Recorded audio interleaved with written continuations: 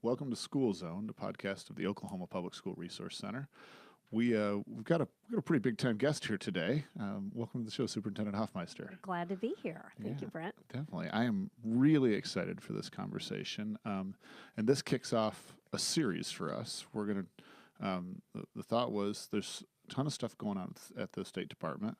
And we've got these different projects, and some people will be familiar with one topic, but may not be familiar with the other stuff. So the idea was, well, this is a way to really sort of explore in depth what's going on at the State Department, and we wanted to kick it off with the Grand Poobah over there and get your thoughts. There is a lot going on, so this is great. Love talking about all the important work and the people who are doing it. Cool.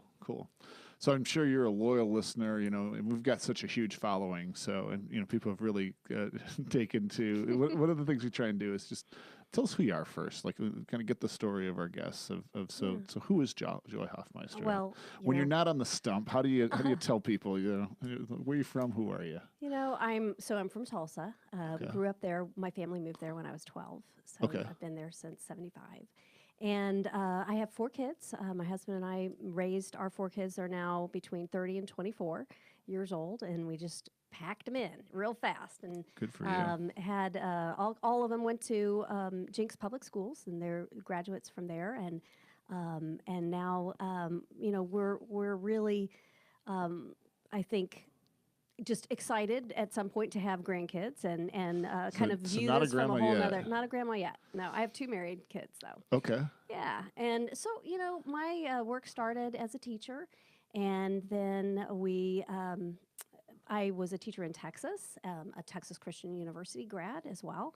Okay. And then moved back to Oklahoma, and my husband went to law school at TU, and then we started our family there and continued to stay in the community and just get involved. And instead of going back into the classroom, I had a teaching certificate in Texas, but I couldn't get one in Oklahoma without going back to school to get a Oklahoma history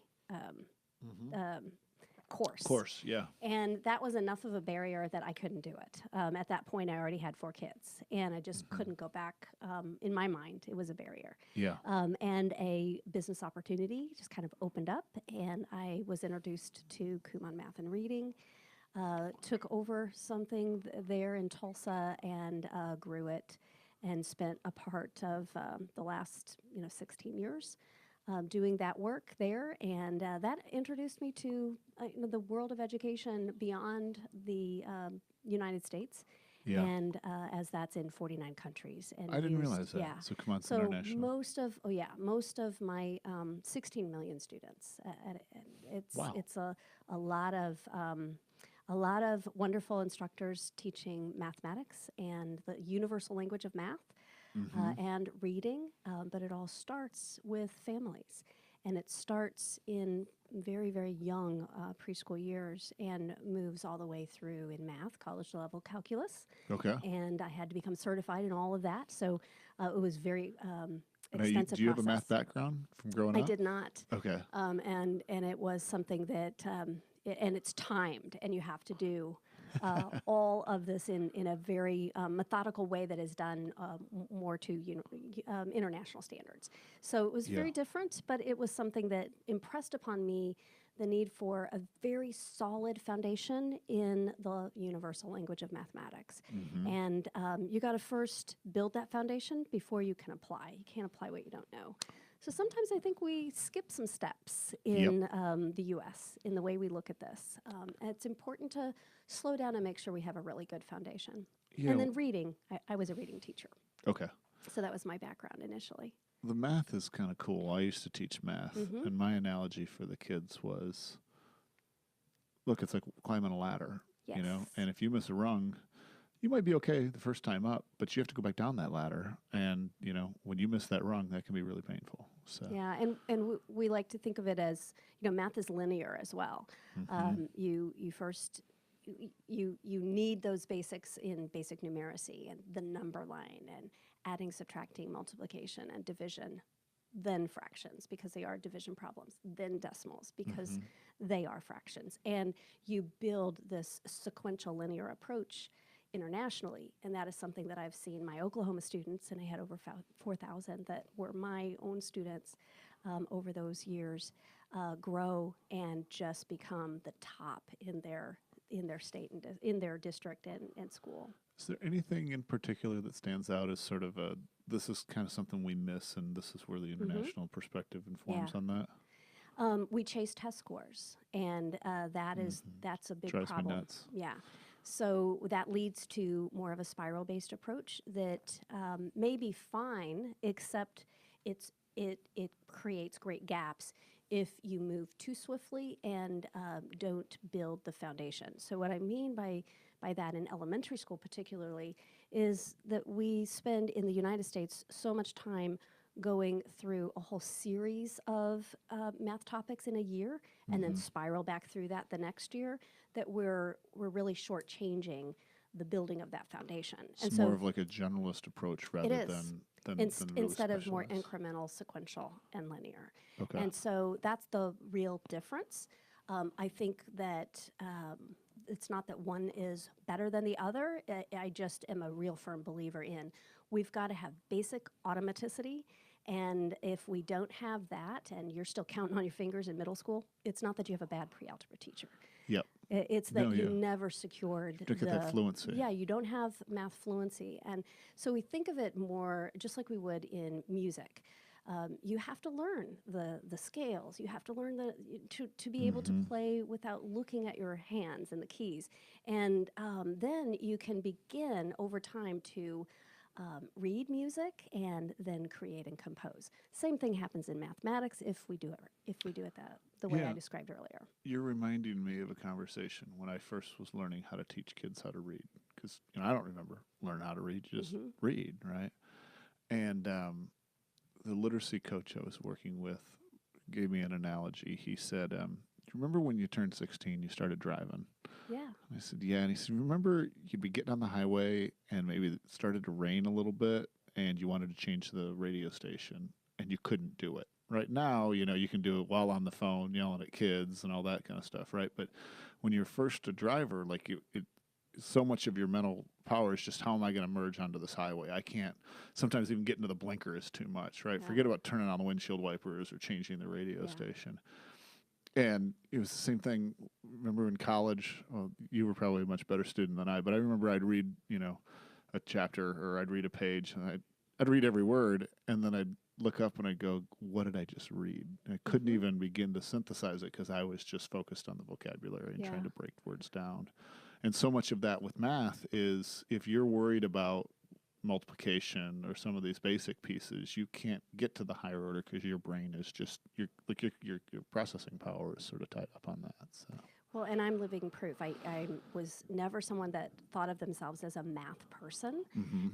I'm trained in teaching systematic, explicit phonics instruction and reading. Okay. But then, as an adult, learned math in a new way. Yeah. And I see a lot of our teachers that are really tasked in elementary school with building a mathematics foundation for students who maybe question their own, acumen with mathematics and feel somewhat unsure of their own confidence or even their dislike of math. And sometimes that can translate for our students. And we would really want to remind teachers and families as well that math is just a language. Yep. And that we can become fluent in that. And when we think of it that way, we can learn to create and compose in the universal language of mathematics the same way we would in music or in sports. Sure. Or, as you just described, in driving. Yep. It was one step at a time in the process of merging onto the highway, as you were describing. Sure. And that's a little unnerving when you don't have a lot of practice. But it is imperative that we have practice. So for me, when we think about all that we task our elementary teachers to do, we really want to keep a focus also on not rushing to get through things if it's at the cost of not having a solid foundation for each individual child. They are never going to get it if we don't take time to get it now. Yep.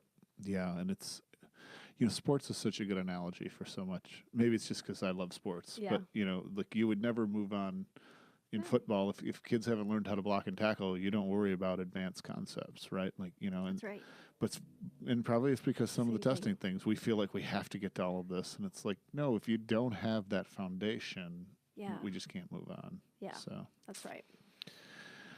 fun times. So All right. just to wrap up, so Yep. I was in that work. One Yep. of my students' families had just started working in Oklahoma City for the governor at the time, Okay. and I just happened to say, "Hey, if there's ever anything I can do, let me know. I'm happy to help." And the next morning, I got a phone call. Would you be willing to serve on the State Board of Education? And so I had no idea how that worked. Famous I really last didn't words, even huh? remember what that person said on the phone about where I would help volunteer. And then I had to fill out some paperwork, and I had to call back and say, "Now, what do I put in the board that you were talking about?" And it was State Board of Education, and my heart just sunk. I couldn't imagine Yeah. being a part of that level of state work and that responsibility, but it was so exciting, and I couldn't imagine that I would actually be appointed. I had never met the governor, wasn't a part of anyone's campaign. I had never been acquainted with anyone around the governor at the time, and was appointed. And that was how this all got started for me. And just then saw a lot of schools frustrated and a lot of people feeling that they just really didn't have a seat at the table. And as practitioners in the field, their voice was not heard. And so I saw a lot of good things happening, but I also was afraid that if we didn't have new leadership or a change, which is why probably anyone runs for office, that I was willing to step up and explore that and say, okay, let's go for it and see what happens. So my first race was statewide. That was your we first won. political race. Yeah. Wow. Yeah, I can imagine that's a pretty big step up. Or just it's got to be a huge learning curve. It's a huge learning curve coming out of business where you have 40 employees and you own your own business. Yep. Yeah. Very different. Very different. I remember a question in one of my first interviews. So what has been the biggest surprise? And this is as a newly elected state superintendent. And it was how slow everything goes. As an executive CEO, you are used to being able to just direct things to happen, and Yeah. they happen. And the idea of, oh no, there's this step, and then there's the politics of why this isn't going to move or Yep. happen. And you're just, wow. I wanted to ask you about that. So, the work we're in is thorny. I mean, like Yes. public education is tough, right? It's hard. It's so important. It affects our kids. It affects the things that are most important to us. But yeah, there are days I get in the car and I think, can we get anything done? Right? Like not in a just sort of a like I'm exhausted, right? And Right. like, or the other thought sometimes I have is like I see something and it feels so urgent to have to fix it, but I know the reality is there's going to be a process involved. How do you maybe prioritize, or how do you approach? I mean, your job's massive, right? And so how do you decide what's the right problem to tackle, and sort of how do you eat this elephant one Yeah. bite at a time? That's a great question. So I've learned the hard way on some of working with the legislature, for instance. But the key for me, an observation at this point, after 4 years in, and Yeah. now in my next term here, and a new legislature, new governor, it's about relationships, and we are talking about the growth of children. And we're talking then also about something that impacts everyone in the state because of the importance of education and how it touches every community. So the idea of hearing out stakeholders, that's not just a smart strategy. That's essential. We can't move things forward very rapidly if there's dissension and misunderstanding. Yep. And I think that is key, whether that's lawmakers or district personnel and leaders or teachers or moms and dads and community leaders. That piece is how you really do, I think, create momentum so that we can move the needle. And I think one of the short-term gains that doesn't last very long is when you try to reform only through changes in legislation. Reform or improvement, anything part of a continuous improvement model, it doesn't happen just because we pass a law or adopt a policy. That's what gets all the headlines. That's right. Yeah. And that is just, that's going to evaporate. Laws are on the books, and they can help keep ground so that it is going to endure beyond one leader. But it is certainly not how you really make a difference in the lives of kids. We don't get to go out and teach every single child ourselves, right? Nor does a legislator. Thank God for in my case, but yeah. but what we want to be able to do is set high expectations and goals, and we can't write effective goals unless we really take a good hard look at where we are, face the facts, and then use the community stakeholder process of listening and establishing something that we can all wrap our support around. And then we have to have goals that, yes, are audacious, or why have them, but we have to also be able to provide the supports to achieve them. And I think that's how you guide, what are we going to do? Why are we going to present this budget? Why would we present these particular changes in statute? And the answer has to be, is it the best thing for kids, and will it help us meet the goal? And we have to all know what those goals are. You're reminding me of when I was in graduate school, I went to George Washington University, and I was fortunate enough to have a fellowship paid for by a consultancy there. Oh, wow. The company was called Bearing Point. It's been since purchased by Deloitte. But one of the principals at Bearing Point agreed to teach a course, and since they were paying for my degree, I thought, well, I'll sign up for it. Yeah. No idea what it was about. It's a change management. Oh. I don't know what that means. So first class, I'm sitting in there, and this guy's presenting the Bearing Point's change management methodology. So how do you approach, so they're consultants, they were working with clients on how do you approach change. A lot of times, like when you implement a new IT system, right? One, I was lost, and two, I thought this guy was full of hooey. So I was kind of looking at him weird, and he said, "Tell me what's on your mind." And I said, "This seems like a bunch of crap." Not the wisest thing to say to someone who's paying for your degree, but it just came out. And he said, "Well, what do you mean?" And I said, "Well, you're not even saying what change we're talking about." And he said, "I don't think it matters." And I said, "I think you're crazy."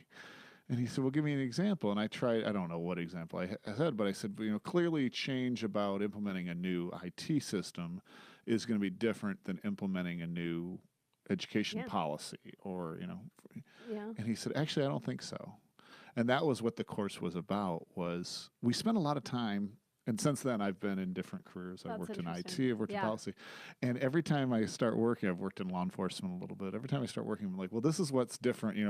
People in law enforcement are opposed to change, or teachers are opposed to change, And I'd usually like to stop people now and say, let's just replace that word with humans. We're kind of hardwired to not change. And I think people perceive change as loss. Yes. Yeah. Actually, that's one of the theories in the change management, is that the process of going through change is most clearly associated with grieving a loved one. And if you think about, when someone's struggling after they lose a loved one, as a society, we're pretty good about saying, okay, you're going to have to go through the stages, and I can't name all of them. But those actually mirror the change management.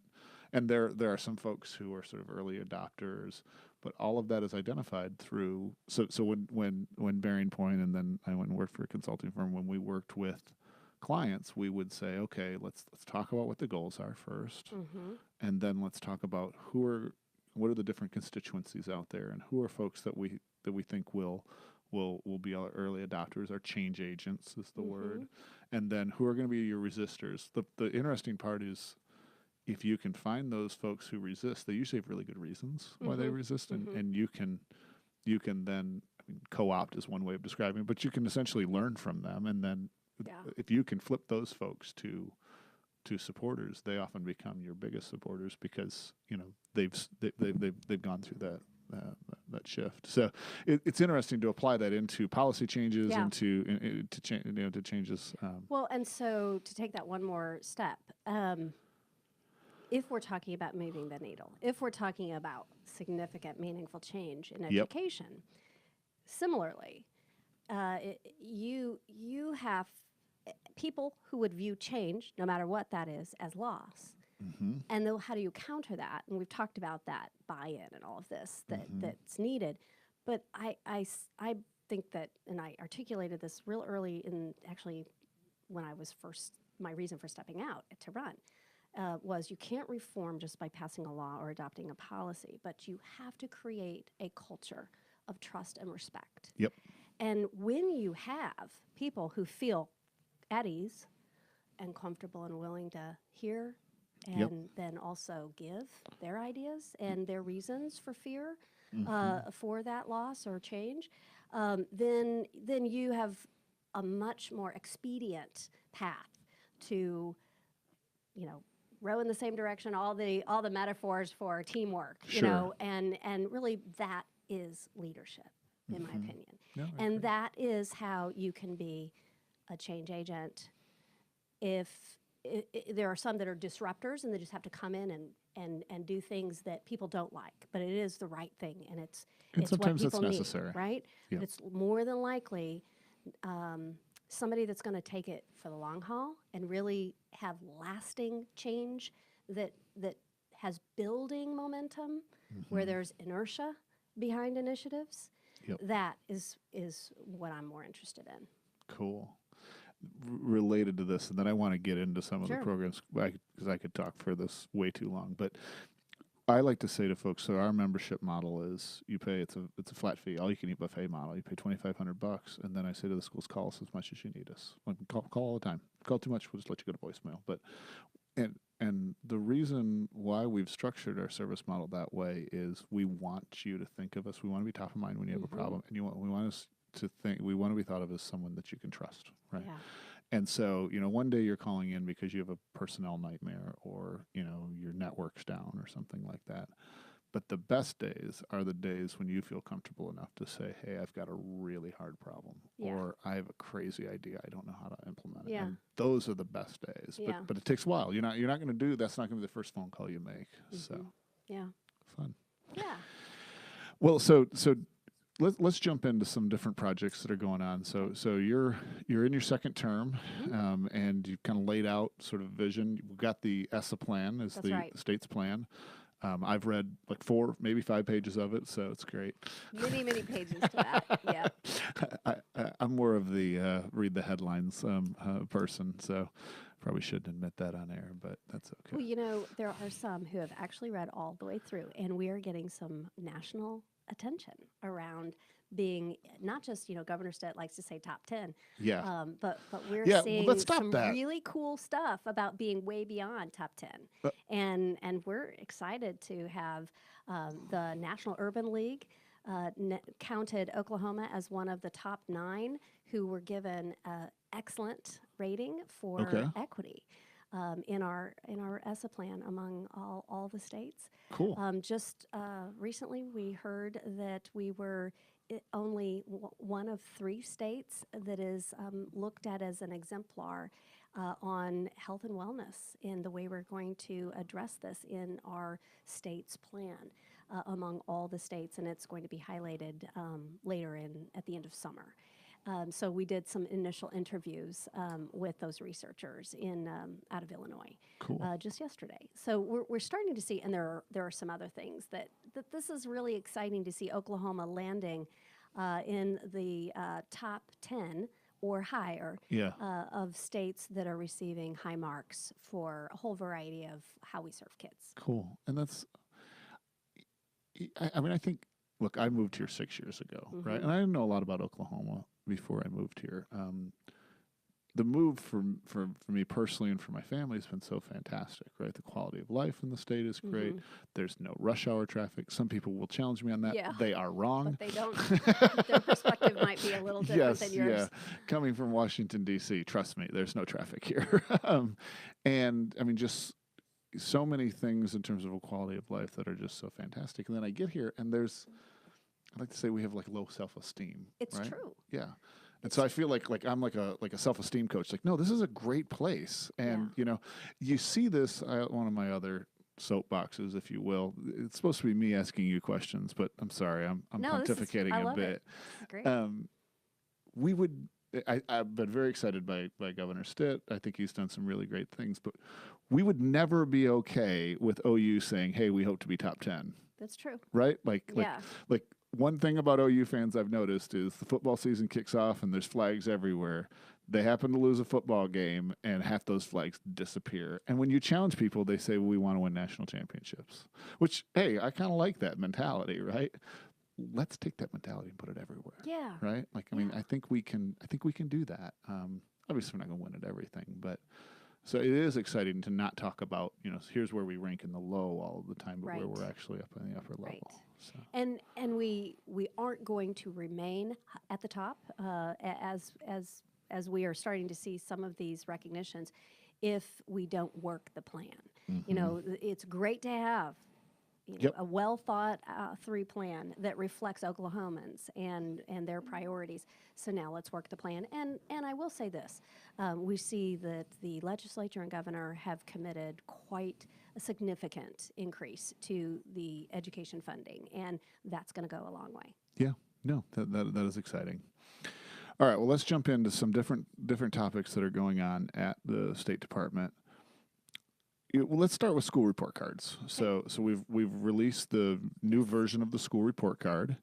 Tell us about that, and then as we look forward, and I want to make sure I get this right, the programs of excellence is what really excites me. Me too. Tell me about that. So when we listened to stakeholders and we had our task force that worked with those experts in accountability science and assessment science, we really made a very clear statement about this can't just be about one test on one day, and that then is a grade that labels a school and distilling down so much of the important work schools do into a single letter grade. So we made a very, very deliberate effort to de-emphasize that cumulative score, which is still on the report card, but it is not really the primary focus. And so what we've done is, as you're aware, we have raised academic standards with new standards for what we teach at each grade level in each subject, which moved from a D rating, 47th lowest, to now an A rating, 17th highest in the country because there are 17 A's. And so that's great. And then new assessments that have the how will we define success, or our proficiency level that is now nationally comparable. And that was a significant step forward. Now, accountability is measuring growth, but it is also keeping the focus on a well-rounded education. And so the idea of programs of excellence is at the very top of the report card, and you see this before you begin seeing some of the letter grade tiles and indicators and the drill down information. And this is still being developed, and I hope that you'll have Levi Patrick come and talk about that some more. I think that's the plan. Good. It's exciting because what we want to do is also talk about it's more than academics. It's more than the 6 indicators that we can measure in our school accountability system to meet federal law. But we can talk and keep a focus on safe and healthy schools. What are we doing with advanced coursework? What are we doing with STEM? What are we doing with the arts in our schools? To keep that focus there, even though we don't have a state assessment that's measuring that right now. One of the mantras in the management world is what gets measured gets done. Yeah. Right? And I think somewhat most sadly, when we only measure like the state report card, when the state report card only is measuring, the success on the state test, then that gets overemphasized to the point where my daughters are in Edmond schools, and my 3rd grader went through it for the first time this year. And this is a kid that gets up in the morning that I come in, Daddy, let me show you what I did at school, and let me, that's the best part of my day, is talking about that. And then for 3 weeks, I have to go to school. We're doing grill and kill, and not getting to my school. I love the school. They've done a great job with both my daughters, but we can't do that. One, it's not effective.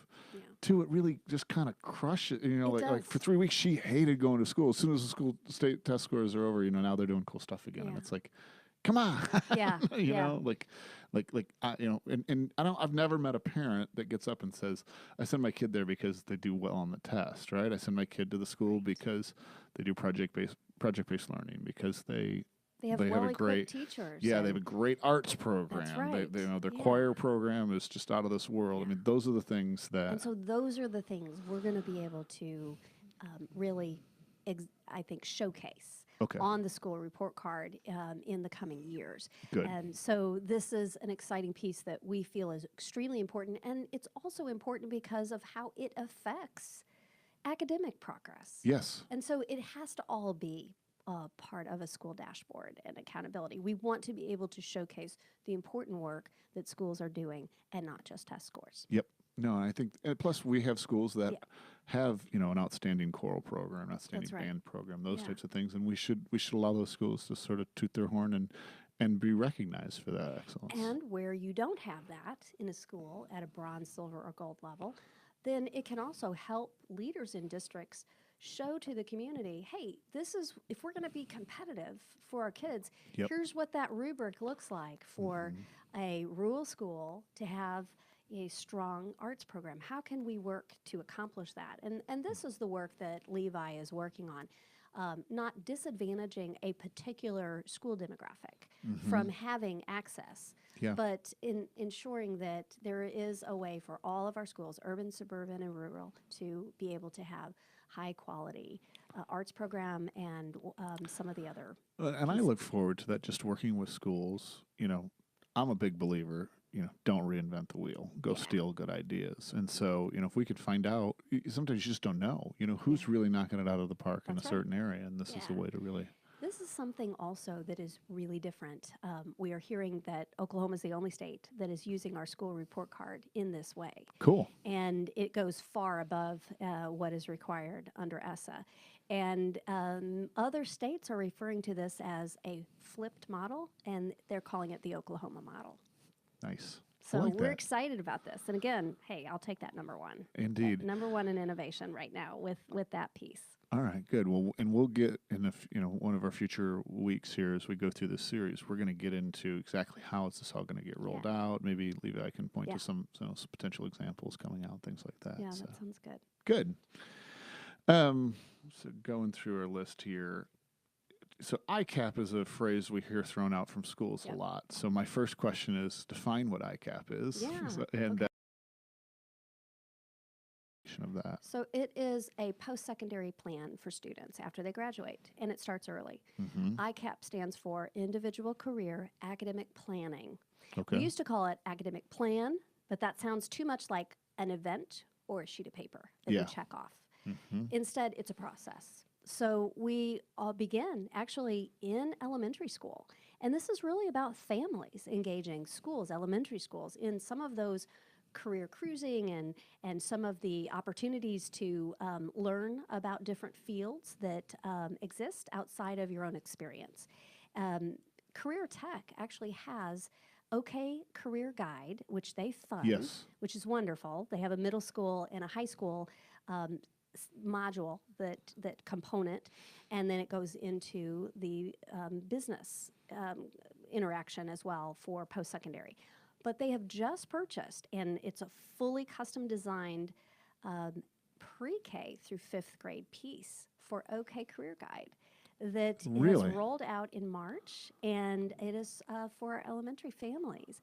And it is something that we are very excited to see this piece engage with our ICAP that formally starts in statute at 6th grade and above. Okay. And so next year, all entering freshmen will have this post-secondary plan for what happens after high school for them as a requirement to graduate. But some of our schools that have been a part of our pilot districts, over I think 130 of those districts are, or schools have been working in their pilot to work with 6th graders and 7th graders. So we're learning from each other, and actually OU is doing some of that research around what's been effective, what have we learned, so that in this final year of the 3-year rollout, we'll have more information for our schools who are just beginning in their school. Okay. So if I'm a freshman in high school right now, what does this mean for me? Yeah. So for a freshman entering in the fall, it Yep. means it will be a graduation requirement. Yep. For those who are part of the pilot right now, then they know that there are tools in place to discover different career fields with a high skill and high industry demand in career tech. Through those credentials that come there or through associate's degrees in our community colleges, as well as those that require a bachelor's or higher. And we are looking at stackable credentials. So we want to see a pathway through a various field so that students can see various credentials that stack, and then you can have a little more schooling to earn a bachelor's degree or a master's degree on top of that. So it's not like a dead end with that particular career, but one that has a future that can continue if a student would desire in the future. But one of the things we're focusing on, and this ties back to our school accountability system, one of the indicators on that dashboard for school success is what kind of post-secondary opportunities are happening in high school. So are we seeing more of our students finish a credential with career tech certification before they graduate high school or at the same time? Or we know that kids can be concurrently enrolled in a university or college setting and earn credits at the same time that they are earning high school, credits for the graduation. So we want to encourage more of that, and we also include advanced placement coursework and international baccalaureate work in that as well. The exciting thing that we learned from our students in my student advisory, they tell us that it is this whole process of learning about GPAs, about how there are different courses they need to take in a certain order in order to qualify to get into some of these career tech programs or into a college early coursework that they can take for free while they're in their 11th and senior year, 11th grade and 12th grade year. What they are telling us is that this is having a impact with mental health. They are hearing more of their kids, their friends, their peers, having hope about the future because they're now developing They their see own the plans. connection, and they see the connection between the education. So that is a really exciting piece.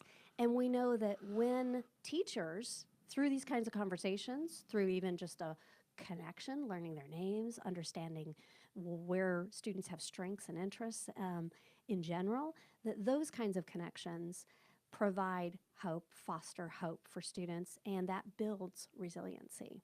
And that is what helps kids bounce back from adversity. And that's what our kids are needing who have experienced adverse childhood experiences. And we know that those numbers are extraordinarily high in Oklahoma for our kids when we look at the nation. We're going to get into that. I want to commend you on one thing, and this is a theme that continues, just sort of unexpectedly comes up in the interviews we've been doing on this podcast, is I'll say, well, how did you get that idea, or where did that idea come from? And I probably need to blog about this or write about it, because some of the best ideas that we come across through these podcasts or just in working with schools, the answer to that first question is, well, we sat down and we talked to kids. To kids, yes. It just kills me. And it's like, oh, you had the audacity both to ask a kid a question and then, more importantly, the humility to listen to them. We learned so much from our students, and we do have regular meetings with our student advisory. The first year we had this, districts sent president of the class, and the student council president. Yeah. And I want the surly kid that's like mad at the system. And so the next year, the next year we said, okay, whoa. We want to hear from students that have overcome adversity, students who have lived a life that probably represents a good portion of underserved kids who sometimes we aren't asking questions of. And we were so proud of our districts for the kids they recommended who were still great leaders who had very important stories to tell and wanted this opportunity to come to the Capitol and speak on behalf of the students in their district. And so this was really rewarding for us, and the students wrote emails and cards later and told us just what it meant to them as well to be heard. We've learned some of the takeaways were around when we ask what's top of mind for kids. It is about mental health. It is about food insecurity. It's Okay. about what will happen when they graduate and they don't know how to do taxes. Personal financial literacy is a very prominent conversation that comes up every year with our students. Wow. They describe the course they took for graduation that they took in 8th grade that was going to meet that graduation requirement for financial literacy, that they think it's coming at the wrong time and that they need it closer to graduation. Makes sense. Yeah, they're the ones who in eighth said, grade, what do we know about money? right, Right. and But junior and senior year, when you're thinking makes a about paying for difference. college, Yeah, and they are. I'm fascinated how they're so interested in taxes. That's been really surprising. And the other thing I that wonder why. I think they hear about that in conversation, and they're just not sure, like, what is my responsibility once I'm out and I have a job? Yeah. And so I think they don't have those questions answered. Huh. The other thing that is a great example of their conversations and then how that was put into action. They're the ones who said, we do not value these end of instruction tests. And they said, we want ACT. We want SAT. Amen. And so we took that to the legislature, and we were able to say, hey, our students are asking for this. It's Yep. not just somebody in the department. It's not just some teachers. That's some policy it's wonk. all of us Yeah. who are seeing this, but kids see it. And they want something of value Yep. that will endure beyond a graduation checklist. Yeah. We're working with the schools, a lot of schools looking at how can we more personalize and individualize instruction. One of the models we lean on comes out of the school in Salt Lake City. And when I met the school founder, I said, how'd you get this idea? And he said, we asked the kids. I said, what do you mean? And he said, well, we started with just a survey of what do you like about school, what do you not like about school. And the not like about schools, there was the standard, there's not enough vending Yeah. machines, these standard Yeah. student council issues. But the overwhelming amount was questions about, I don't see how this connects to real life. Yes. And then the other piece was, you waste my time. Like the Yeah. inefficiencies of time throughout the day, how much time was spent on attendance, how much time was spent sort of transitioning between classes. And so look, that's one of the mantras that we focus on is how are we using time efficiently throughout the day, because it is a finite resource. It really is. And we know that if spent wisely, kids they have a sense of belonging. Yep. And we know that that is essential for them to connect, build the relationship, and be able to have the courage sometimes to admit, I don't know how to do this. Can you Sure. help me? Yeah. Or I need to tell you what's going on in my life and I need help. Yep.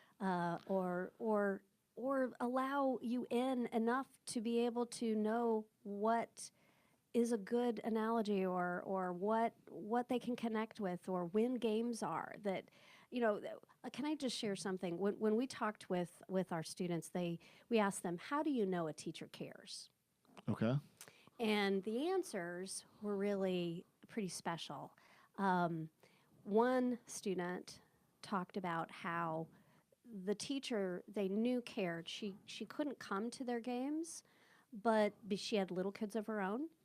But when they would come back to school, she had followed their progress and was able to talk about it. So it's not even, yes, they appreciate those, and they did talk about, this math teacher or this English teacher shows up at my games, or, that's extraordinary when Yep. you know that they have their own, need Families for and family lives. and time is scarce.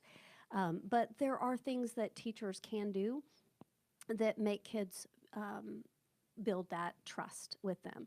And we know that is what is so important when we are working to connect, where they feel that they understand how this all makes sense with what is needed, like why do I graduate? Half of our kids, it's just a little less than half, are not going on to anything after they graduate. That's it.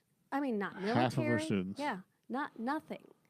And so what happens after that? I mean, we have to at least let kids know there is more. And if you are taking advantage of free college tuition while you're in high school, you can get a head start on that. I'm so glad that didn't exist when I was in high school. My parents would have put a saddle on me. I'd have had, You would have been. I have no idea how many courses they would Yeah, maybe take. yeah.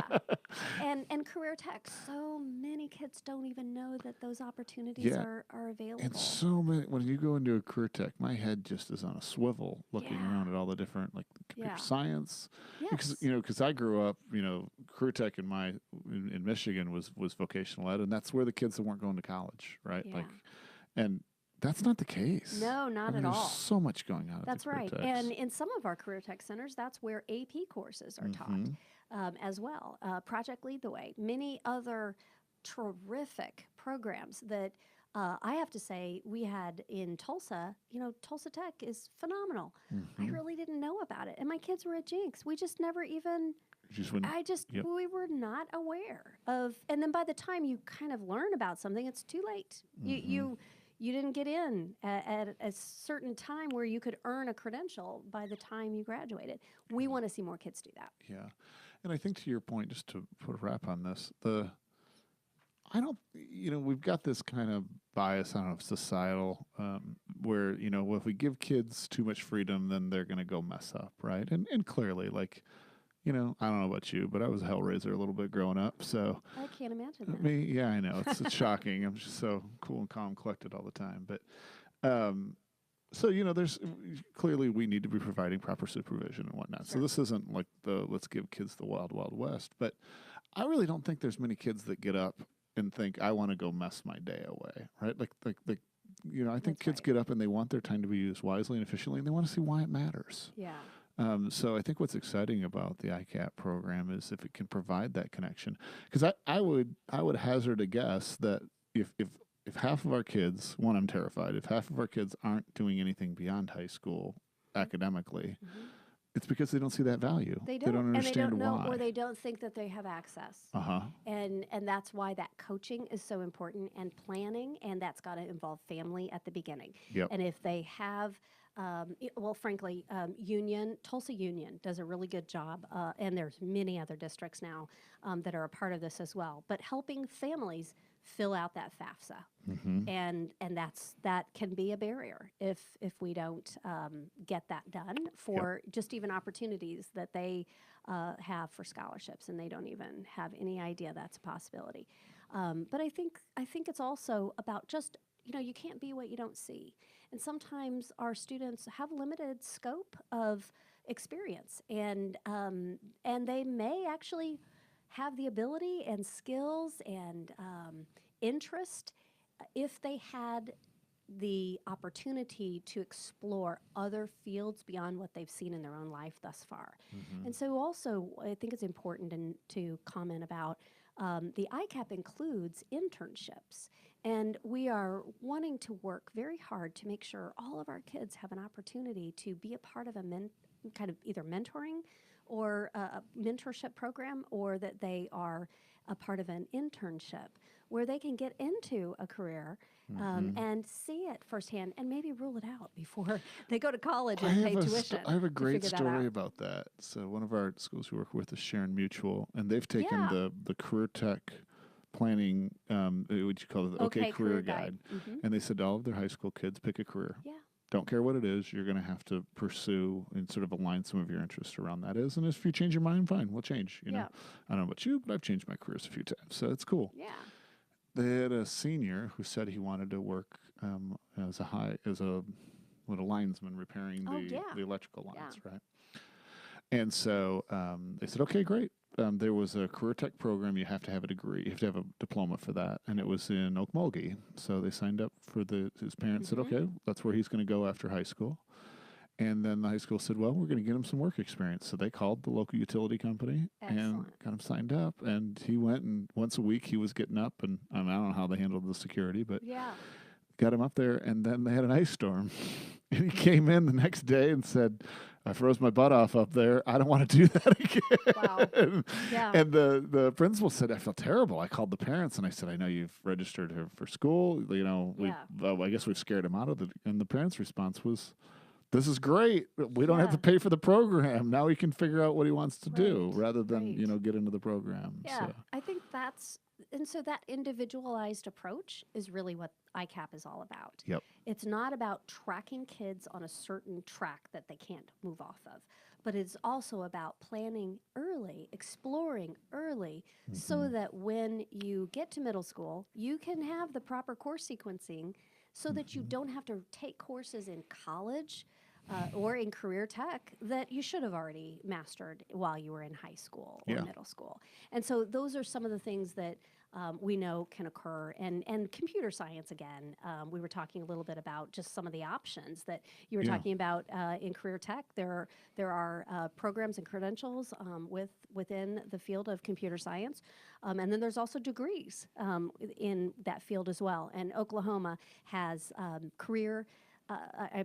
computer science academic standards. Transitioning to the next stand. Yeah. Yeah, that are written at the preschool all the way through 12th grade or high school level that are different for each grade band, not grade level, not just a band of all elementary or middle school or high school. We have actual academic standards for kindergarten, for first grade, for second grade. Cool. And it leads all the way to a student who is ready and taking a college level computer science work in the high school level in college, college level in high school.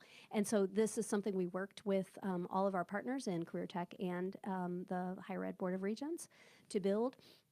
And code.org says that they use Oklahoma standards when they talk with other states, and they use ours as a model. In fact, Wyoming just adopted them. Oh, that's awesome. I wasn't aware of the Wyoming so part. I got a call from their state education chief, my counterpart there. Okay. And they were about to go to their board, and she had some questions, and she's like, we used yours as our model, and I know that's happening in other states, but we were one of 3 states that had specific standards for each grade level when we first rolled those out last year. Cool.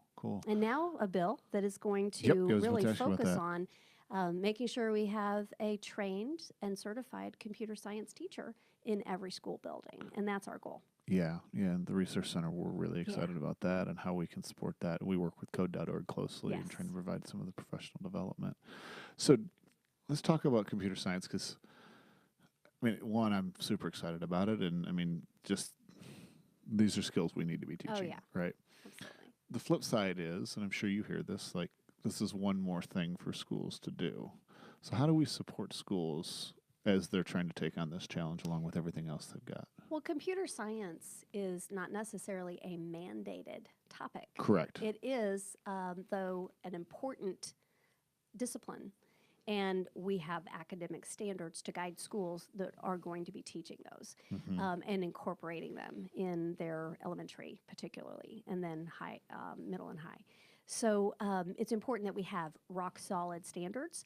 I think some people think about coding as that's it for computer science. It's coding. Yep. And I think a better way to think about that is coding is what multiplication is in mathematics. Yep. It's your base building block. It's very essential building block, but it is not the whole thing. And that is what you must have. It's a basic. So that we are able to be competitive as agribusiness is going to demand more and more coding with our fields and various commodity and growth in this feed the world. Truly, we have right here in Oklahoma the ability to be a world leader in computer science and agribusiness. And then you think about the implications in medicine and all that we are learning with machine learning. And of course, further down the road, artificial intelligence. But for now, machine learning and what that means with the ability for, writing code that is able to look at X-rays and MRIs and learn from every one of those and refine the ability to make diagnoses. Yep. This all has to begin with coding. And those kinds of advances are really pretty exhilarating when we stop to think about what our kids are going to be a part of in the future. But we've got to have them ready. Yeah. No, I mean, the way that the world has changed with the advent of the internet, the way that phones has just transformed that, completely. It's not that long ago. It's not. I mean, I was talking with my daughter last night, and she's 8, trying to get a cell phone. It isn't going to work for a while, but I admire her heart for trying. And she's still exploring when did I get a phone, and when I was 23, and she looks terrified, right? And I only got it because your mom was bugging me because I was coaching and I wasn't calling her back. So, but she, just the idea. So I mean that wasn't that long ago, and now we've got to figure out at what age can my kid in elementary school get one. I mean, and so when we think about how machine learning is changing, you mentioned farming and the agribusiness, and I think you were. Did we see Hadi Partovi speak together? A couple of times, and he and I have met and spoken. Okay, a couple times. He's founder of Code.org, and he talked about how there are now sprayers. That are unique to each plant. It assesses the moisture needed. And I'm sure fertilizer and all kinds of other so they look pieces. at each individual plant, and then each individual plant is, and this is all because on the back of your John Deere tractor, which I don't associate with technology, but it's so they can just say, okay, this one needs this pesticide, this one needs this water. It's amazing. And the sky's the limit for what we can do and automate, and this is something that will, I think, propel Oklahoma as a state to be competitive with the need of in global markets around agribusiness. Cool. And so we want our kids in our career tech centers, in our high schools, in our colleges, preparing our kids, and it kind of comes back full circle to foundations in literacy, both math and reading. Mm-hmm. Yeah, because you can't do anything without that. Right. I mean, that's the building block, but also starting at a young age. That's right. I just spoke with someone yesterday. Had reached out. She's a older woman, works in the oil and gas industry, lives in Houston now, but is from Ada. And she said, when I was in high school, I loved math, and I went to my teacher and I said, I think I need to be a teacher. And he said, okay, well, why? Yeah. And she said, well, because I love math, and that's the only career I can think of that I could use. Oh, wow.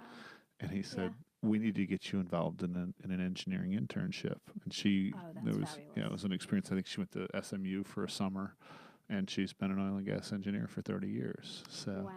Yeah, that's terrific. Isn't it what a neat great story? And how she started. Yeah, but I mean, that's the the importance of opening people's eyes early. Yeah. And while we would have loved for her to be a teacher, it's a great example of how you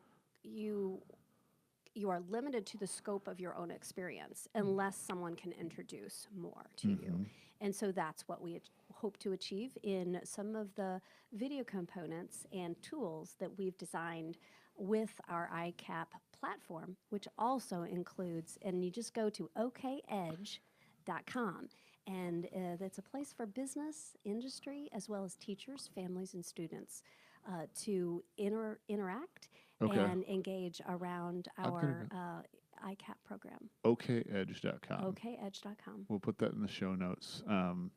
I've actually got to go back there. So I haven't been there in a while. We launched that fairly recently. So okay, good. Yeah, you'll see that. Is that on the Next Thought platform? The Next Thought platform is embedded inside that. Okay, cool. We've had Ken on the show before, so the founder of Next Thought. Oh, so.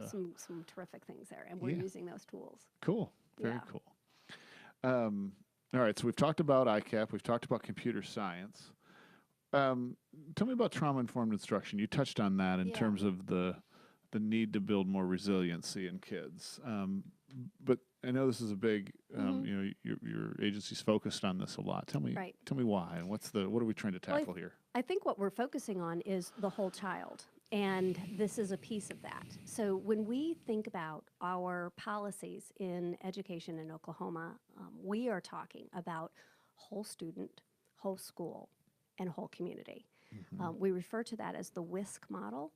And Oklahoma has embedded that inside our our strategic plan and our goals and what we're doing. Okay. So what we are looking at then is how do we meet kids right where they are, and how will meeting those needs, whether that is food insecurity or social emotional support, mental health work, or the caring adult that obviously is needed in some of these aspects of school or after school activities that connect them to community, how all of that impacts learning.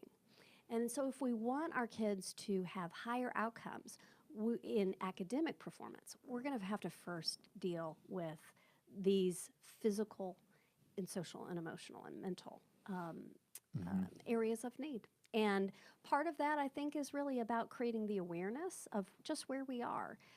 So many of our students have experienced adverse childhood experiences, or ACEs, that some of the teachers in the classrooms or schools may not have ever experienced.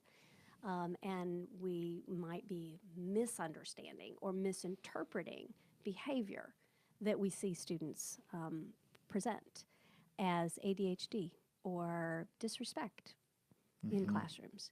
And it's really more of a disengagement that could come at the root cause because of trauma. And so I've heard some folks, not unfairly, say, well, but okay, if a kid's acting up in my class, what am I supposed to do? How do we respond to that? Well, let's first build a relationship and connect before we correct. And there are very prescriptive tools in meeting the needs of students, whether they are, there's different tiers, tier 1, tier 2, tier 3 of need. And this is why counselors matter so much in our schools. Counselors not only can provide that kind of crisis counseling for students that had a horrible experience perhaps the night before and are just melting down in class today. Yep. That could be maybe they had a death of a family member. Maybe their parent was taken out of the home by law enforcement the night before. There are a whole variety of reasons that we would need a school counselor to be able to connect with that child. But school counselors can also coach teachers on some of these practical ways to have effective classroom management that also is supporting those students and that keeps a little different lens that they're looking through in mind, instead of maybe how we would interpret things 30 years ago. Sure. And it is very difficult to stay awake if you didn't sleep all last night because of violence in the home. And just an awareness that there could be other reasons, and that it is not just a child who doesn't want to pay attention because they're being disrespectful, for example. So that's why it's been very important for us to also bring in national experts and speakers to our trauma-informed instruction seminars and summits. We're going to have another one in February of next year. It's going to be at the Cox Arena, where we could have 7,000 to 10,000 participants. Wow. And we still want them. Dr. Perry is the national expert on this that will be coming in to make these presentations, and he is really going to help equip our teachers and mental health providers with practical ways to address teaching children with trauma. And also we want our schools to bring a team, not just one teacher at a time, but a team of the school counselor, the principal, a school district superintendent, a board member. We can have trauma-informed policy and practice as well. And this gets at the heart of some of the things that Oklahoma actually is not doing well. We have far too many suspensions. We are expelling too many kids. Yep. Teachers will say, but I need to be safe. And that's and true. That's true. But we also will need to reevaluate through this trauma-informed lens some of the policies where Oklahoma classrooms and schools can't be the last place that rejected a child. Yep. No, and I've heard it called cultural responsive teaching in some circles. Yeah, I mean, it is easy, and I was guilty of this as a teacher when a kid acts up to just assume it's a bad kid, Yeah. right? But yeah, when you do see some of the challenges that our kids are facing, and look, I hate to admit it, as a parent, I've had to learn this the hard way, right? Like when my kids are acting up, and Yeah.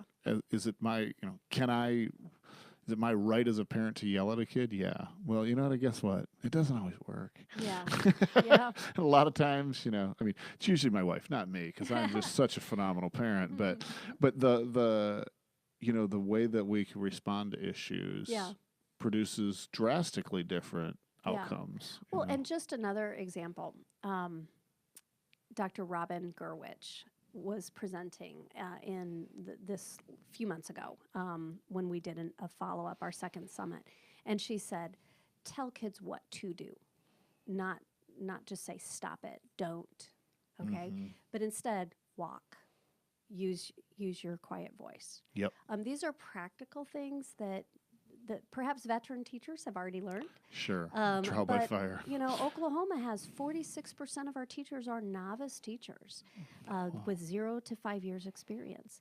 And if we can give them a jump start on some of those very effective research-based strategies that connect well with children who have experienced trauma, they can't sort through stop, don't, commands. But Instead, I need you to do this next. Just give it to me so I don't have to stop and think, what then do you want me to do? But instead, if they hear that directly from a teacher, they can act on it. And that's something that after you say that, it sounds pretty obvious, doesn't it? Yeah. But sometimes that's what's needed. Yeah. And I got into this when I was a teacher. Look, I'm the teacher. I need to be respected, right? And that is important, but it's also recognizing the situation and finding a way to be effective. Yeah. So. Yeah. Well, good. Well, the last thing on my list here, so we've covered trauma-informed instruction, computer science, school report cards, and the ICAP. I want to talk about the Engage conferences coming up this summer, so coming up in July. Right. So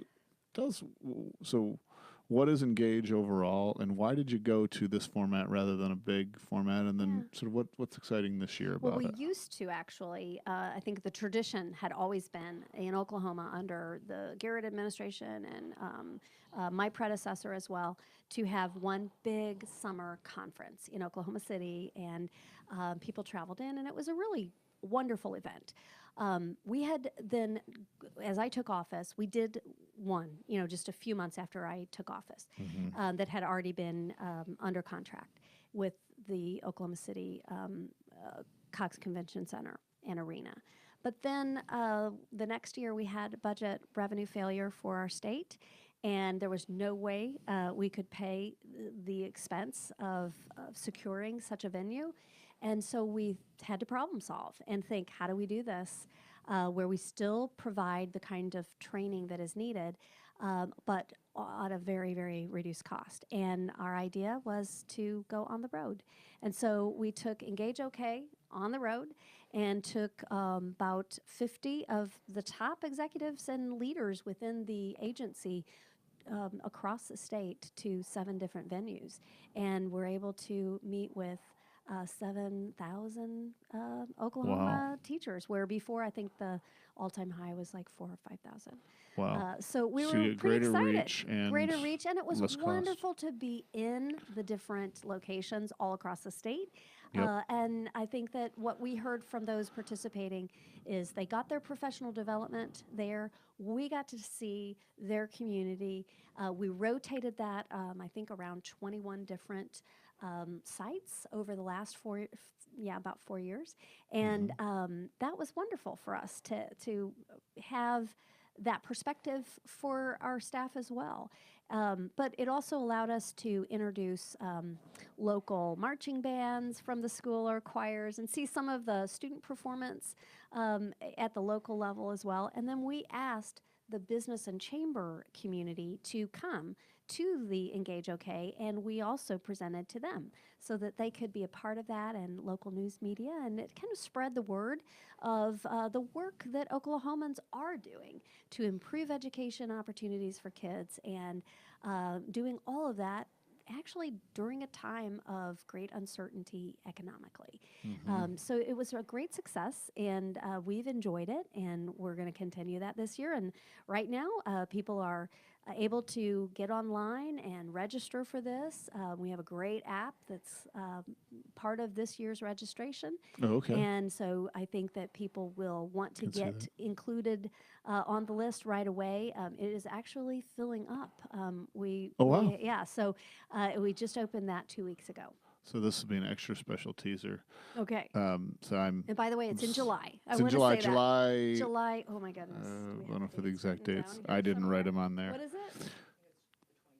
Oh, I No, think no, that's- I it's a think little bit that's earlier. It's earlier. I We'll want to get- say we'll get it's the like dates. We'll put okay, them in we'll the get show dates notes. later. Okay. But the so if you will, I'm going to complain just a little Okay, bit. So I'm go a ahead. caffeine addict, and sometimes there's not caffeine available. There will be now There will because be. I'm Are going to you all of them this year. I'm bringing You're coffee bringing right to my coffee. table. So Yay. yes, All right. yeah. Thank you for sponsoring that. You're welcome. Yeah, So, we appreciate it. And that's the other thing. We've had so many sponsors, and Yep. you are one, yeah. that we have been able to do this at a very minimal cost to the state. I mean, hardly anything. That's fantastic. That is really remarkable year after year. And that includes the cost for people to be on the road and Yeah. staying overnight. That is all underwritten. I might hear from a few of your staff members about how much they love having to travel all around That's the state. okay. So. That's okay. We just smile. Yep. It's you know what? I think It's they a do lot of enjoy it. fun. It is a lot of work. It's a lot of fun. It is a too. lot of fun. Yeah. We really do enjoy it. Cool. Well, like I said, we're going to have folks go deep on all these topics. Okay. But I appreciate you coming in. Thank Is you. there? I always like to end. Is there anything that I didn't cover that you wanted to, or that I didn't ask that I should have asked? I would just say this. It is an exciting time to be in education right now. When we think about what happened last year with a $6,100 on average teacher pay raise, Mm-hmm. and then another pay raise and infusion of funds into the classroom, there has not been another time where Oklahomans have seen that kind of strong investment 2 years in a row. Now, we are digging out of a time where funds had been eroded, but this is a time of building momentum, and it's exciting to be a part of that, and our kids are going to be benefiting from all of this strategic investment in their future, and I'm grateful to be a part of it. Great. That's exciting. Thank you. Thanks for joining us. Thanks.